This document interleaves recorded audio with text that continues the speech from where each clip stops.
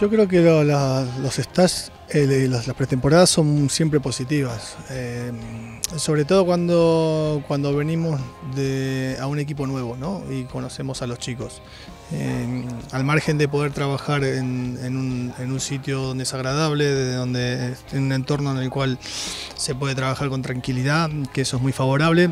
Podemos trabajar dobles turnos también, ¿sí? Podemos hacer valoraciones en campo, pero lo más importante también es la convivencia, ¿no? Y el grupo, que se vaya afianzando, que se vayan haciendo, que se vayan conociendo sobre todo entre ellos. Si bien es un grupo que la mayoría se conocen porque entre los chicos que vienen participando en DAM y son un poco las incorporaciones, pero hace de que, bueno, que la convivencia sea diferente, ¿no? Ahí vas viendo un poco los líderes, vamos eligiendo los capitanes, vamos viendo los referentes, vamos viendo, bueno, la gente se va soltando, se va conociendo y eso es positivo siempre.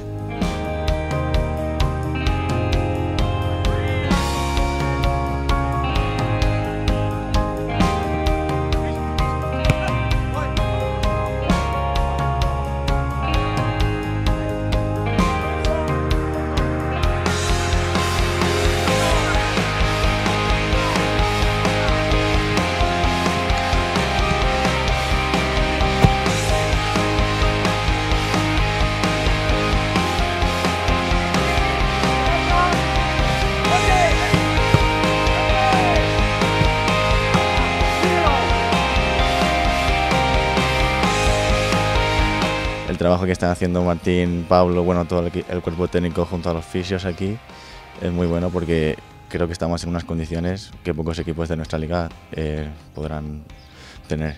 Y por otra parte, el stage este es un lugar agradable para irse así como de pretemporada, porque aunque tengamos una rutina fija, también tenemos tiempo de ocio, tiempo para jugar al ping-pong, para visitar el pueblo, jugar a pádel. Al fin y al cabo acabamos haciendo piña y es otro de los objetivos. Es como más secundario, pero así nos conocemos entre todos en equipo y todo eso ayuda al rendimiento del equipo.